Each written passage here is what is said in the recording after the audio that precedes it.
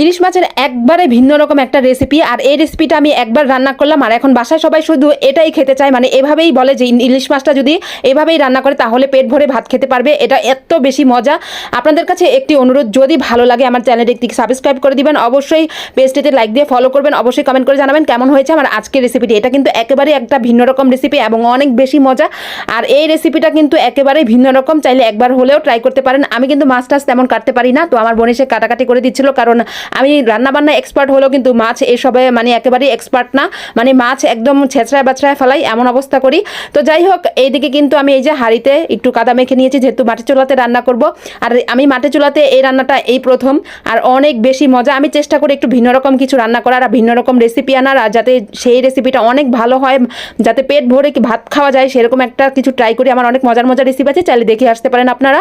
আর অবশ্যই আপনাদের কাছে অনুরোধ, আমি অনেক কষ্ট করে ভিডিও বানাই, একটি চ্যানেলটিতে একটি সাবস্ক্রাইব করে দিবেন। তো এই যে পেঁয়াজগুলো নিয়েছি, অনেকগুলো পেঁয়াজ নিয়েছি, ভালো করে হাত দিয়ে চটকিয়ে একেবারে নরম করে দিচ্ছি, যাতে এটা একদম মানে আমরা যখন এটা রান্না করব পেঁয়াজটা একদম বলে না ওই যে মানে দাঁড়ায় থাকে, এরকম যাতে না হয়। যাই হোক, এদিকে হলুদ নিয়েছি, পরিমাণ মতো মরিচ নিয়েছি, হলুদ মরিচের গুঁড়োটা একটু বেশি বেশি নিয়েছি, কারণ অনেক ভালো লাগবে। একটু একদম কম দিলে কিন্তু এটা ভালো লাগবে না, মরিচের গুঁড়োটা বিশেষ করে একটু বেশি বেশি দিবেন। তারপর লবণ দিয়েছি, একটু আদা রসুন বাটা দিয়েছি।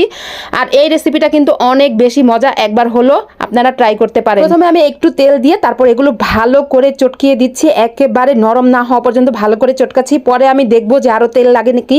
তো এইভাবে ভালো করে চটকে নিয়েছি। আর নিচে একটা কাগজ দিয়েছি, এই জন্য যায় আমার এই বসার জায়গাটা যাতে নষ্ট না হয়, কারণ এখানে তো বসে আবার রান্নাও করব। তো যাই হোক, এই যে পরিমাণ মতো আবার একটু তেল দিয়েছি। আর ইলিশ মাছে এরকম তেলের একটু বেশি হলে কিন্তু অনেক ভালো লাগে, মনে হয় যে তেলটা সহ খেয়ে ফেলি, অনেক বেশি ভালো লাগে। তো তেলটা আসলে যে যেমন পরিমাণ খেতে চান তেমন দিতে পারেন। তারপরে এইভাবে ভালো করে চটকিয়ে ভালো করে হাতে মেখে নিচ্ছি, একদম ভাজা পোড়া মানে ভাজা টাজার ঝামেলা ছাড়া এই রান্নাটা এত বেশি মজা। মানে এটা ইলিশ মরিচের খোলাও বলা যায়, আবার ইলিশের মরিচের রান্নার ঝোলও বলা যায়, ইলিশ ঝোলও বলা যায়। কিন্তু আমার মনে হয় যে এই রেসিপিটা আমি একেবারে ভিন্ন রকম ট্রাই করেছি। আপনারা দেখতে হয়তো দেখেননি কোনো সময় এরকমভাবে, জানি না কেউ খেয়েছেন কি না। তো এদিকে মাটি চুলাটা ধরিয়ে বসিয়ে দিয়েছি, পরিমাণ মতো পানি দিয়েছি, একটু বেশি বেশি পানি দিয়েছি মরিচ, কারণ পানিটা খুব তাড়াতাড়ি টেনে যায়। তারপর আমার গাছের কয়েকটা মরিচ নিয়ে আসতে গিয়েছি। টাটকা রান্নায় মানে মাটির চুলা রান্নায় টাটকা মরিচ দিব না, এটা তা তো হয় না। তো মরিচ কিন্তু অনেকগুলোই দিতে হবে, তো অনেক ভালো লাগে মরিচগুলো দিলে, গ্রানটা অনেক সুন্দরভাবে মানে বের হয়ে আসে। তারপর মরিচগুলো দিয়ে দিলাম। এখন এই যে প্রায় কিন্তু হয়ে এসেছে, তেমন কিন্তু সময় লাগে না, মানে কয়েকটা বলক আসার পরই এটা হয়ে যায়। অনেক বেশি মজা হয় এই রেসিপিটা, একবার হলেও ট্রাই করবেন। তারপর আমি কিন্তু চামচ দিয়ে একেবারে কম নাড়াচাড়া করেছি, হাত দিয়ে এবং এভাবে ঘুরিয়ে ঘুরিয়ে রান্না করেছি। আর কিন্তু ধনেপাতা একদম ইউজ করবেন না, ইলিশ মাছে কিন্তু ধনেপাতা দিলে সেটা স্বাদ নষ্ট হয়ে যায়। কেমন হয়েছে আমার আজকের রেসিপিটি অবশ্যই কমেন্ট করে জানাবেন।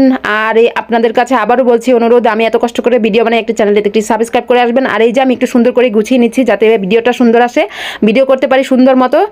আর আমি এটা বাটিতে একেবারেই ঢেলে দিয়েছি, গরম গরম ভাতের সাথে খাবো। আর আমার তো ইলিশ মাছ অনেক পছন্দ, বিশেষ করে ইলিশ মাছের মাথাটা আমার সবচেয়ে বেশি পছন্দ। আমার বাসা সবাই জানে ইলিশ মাছের মানে ইলিশ মাছের আমার যে কোনো কিছুই অনেক ভালো লাগে, বাট মাথাটা আমার অনেক বেশি পছন্দ। আমার তো জিভায় এখনই পানি এসে পড়েছে, আমি তো ভিডিও এডিট করতে গিয়ে কথাই বলতে পারছি না আমার মনে হচ্ছে। তো সবাই ভালো থাকবেন, সুস্থ থাকবেন, স্বপ্নের পথে পাশে থাকবেন। আল্লাহ হাফেজ।